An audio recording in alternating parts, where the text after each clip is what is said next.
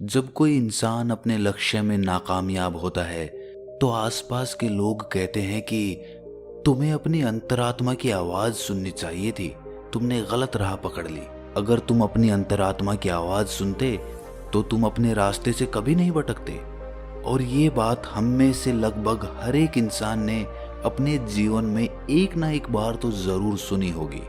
और ये सुनने के बाद हमारे मन में यही ख्याल आया होगा कि मैंने तो अपनी अंतरात्मा की आवाज सुन के ही ये काम किया था, फिर मैं इसमें नाकामयाब कैसे हो सकता हूँ। और अगर ये लोग सही कह रहे हैं कि मैं अपनी अंतरात्मा की आवाज नहीं सुन पाया, तो अंतरात्मा की आवाज होती क्या है?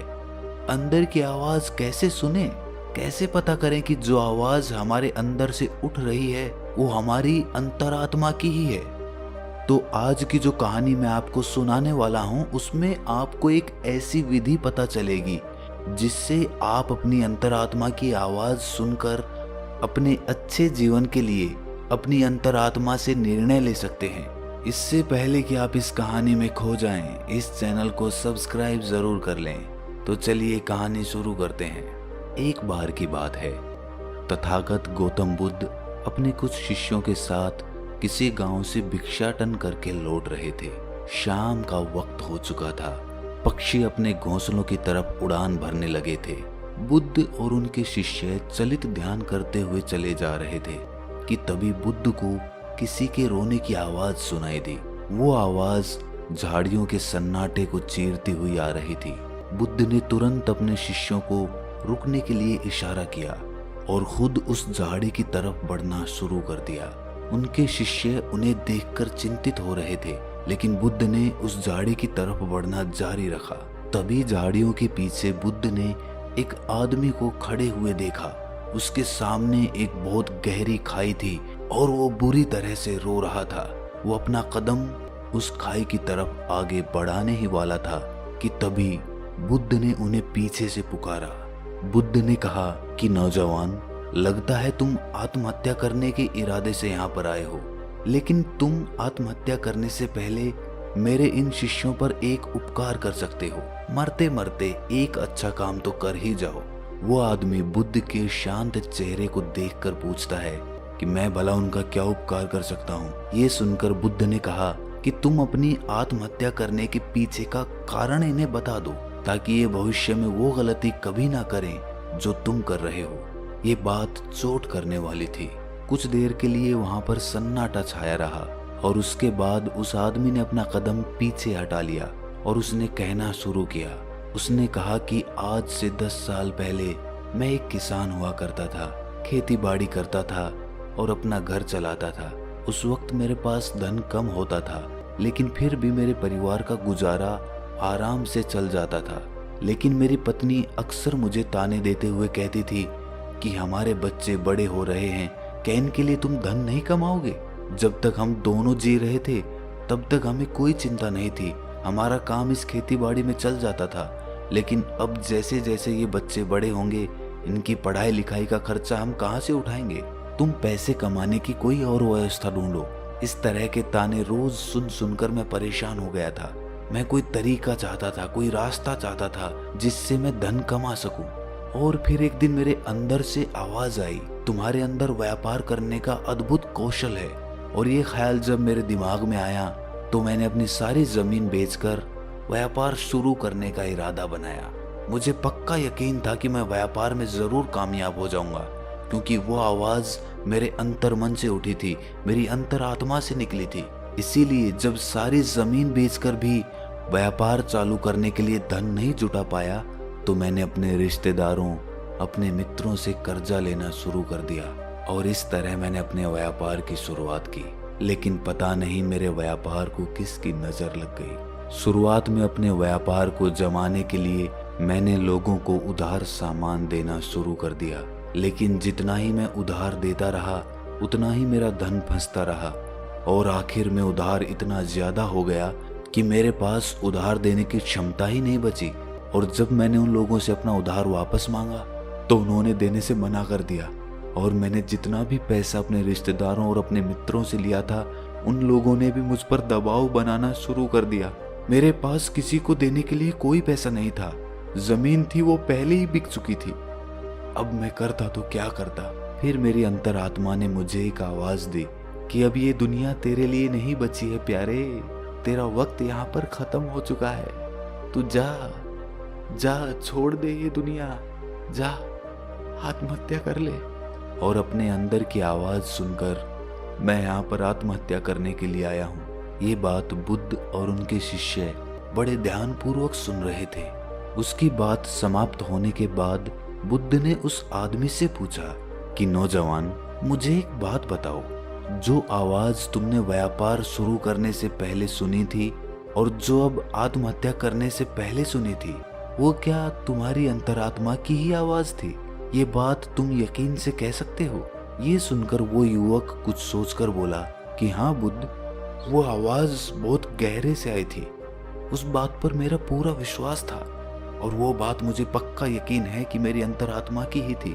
ये सुनकर बुद्ध उससे पूछते हैं कि अंतरात्मा की आवाज तो आत्मा से आनी चाहिए। क्या तुम्हें अपनी आत्मा का कोई पता ठिकाना मालूम है? तुम्हें पता है कि तुम्हारी आत्मा तुम्हारे शरीर के कौन से हिस्से में रहती है? ये सवाल सुनकर वो आदमी सकपका गया। उसने सोचा भी नहीं था कि कोई आदमी उससे इस प्रकार का प्रश्न पूछेगा।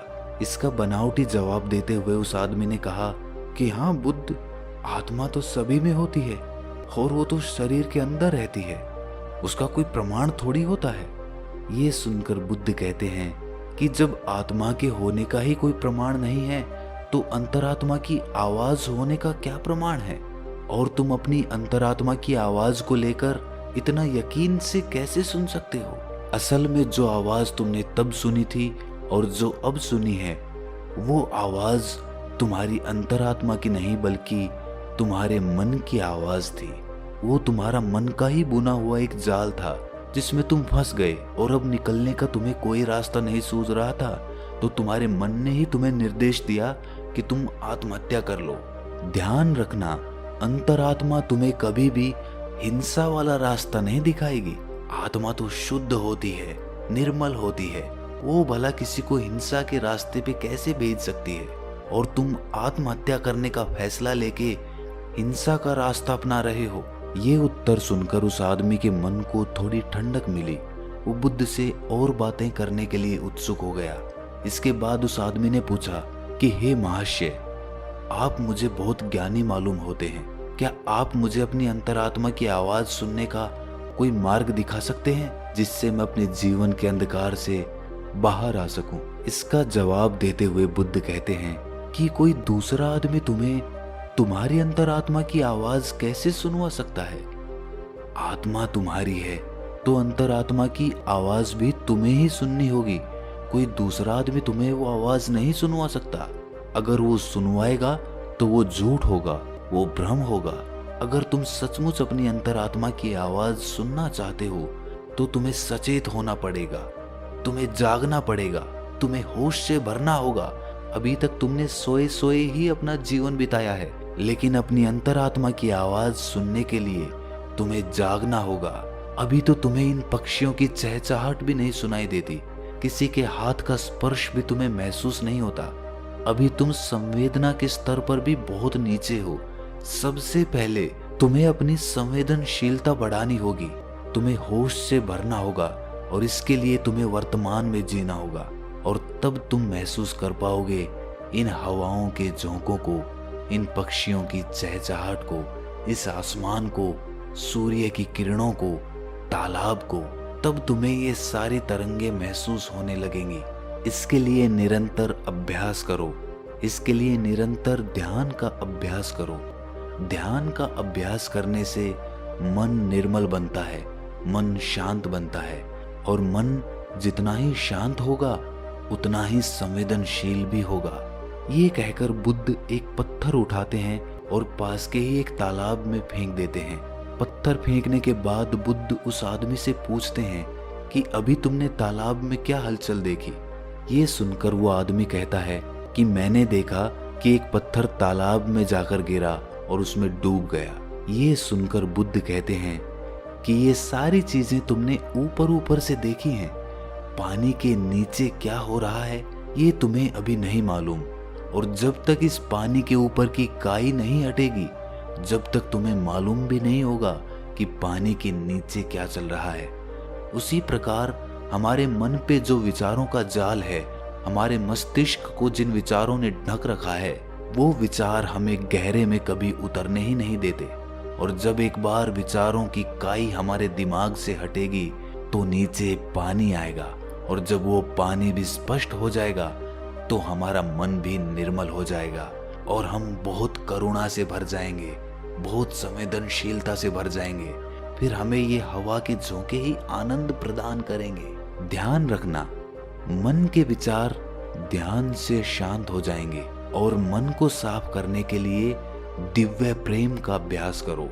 जब दिव्य प्रेम तुम्हारे अंदर पनपने लगता है तो तुम्हारा जीवन ही अपने आप में ध्यान बन जाता है। ये सुनकर वो आदमी पूछता है कि हे बुद्ध, ये दिव्य प्रेम क्या होता है? ये तो आज से पहले मैंने कभी सुना भी नहीं। उसका जवाब देते हुए बुद्ध ने कहा कि दिव्य प्रेम किसी विषय वस्तु से नहीं बंधा होता, ना वो किसी लालच से जुड़ा होता, ना किसी आकांक्षा से जुड़ा होता। वो तो सर्वत्र होता है, वो तो सभी से होता है, पक्षियों से, फूलों से, जानवरों से, इंसानों से, पेड़ पौधों से। उन सब के लिए जब तुम्हारे मन से प्रेम उमड़ने लगता है तो वही दिव्य प्रेम बन जाता है। अगर तुम उसका अभ्यास करना चाहते हो तो उसकी शुरुआत अभिनय से करो। जब भी तुम्हारे पास समय हो तुम खाली बैठ जाओ और ये अभिनय करो, ये सोच बनाओ कि तुम किसी पेड़ की तरफ प्रेम की तरंगे भेज रहे हो और वापस में वो पेड़ भी तुम्हारी तरफ प्रेम की तरंगे भेज रहा है। उसके बाद जैसे जैसे तुम ये अभ्यास करते जाओगे, दिव्य प्रेम उमड़ने लगेगा और धीरे धीरे वो दिव्य प्रेम सर्वत्र हो जाएगा, सभी के लिए हो जाएगा। और उसके बाद तुम्हें अपनी आत्मा की झलक मिलेगी। तब तुम्हें पता चलेगा कि आत्मा क्या होती है और अंतरात्मा की आवाज क्या होती है। लेकिन उसके लिए तुम्हें अपने मन के जाल को काटना होगा, जो कि ध्यान या दिव्य प्रेम दोनों से संभव हो सकता है।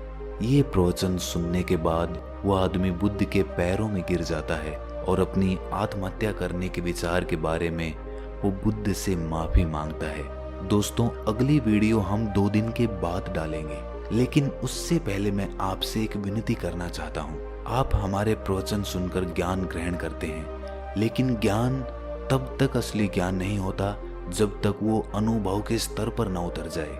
आज की कहानी में हमने दिव्य प्रेम के बारे में जाना और ये भी जाना कि दिव्य प्रेम का अभ्यास कैसे किया जाता है।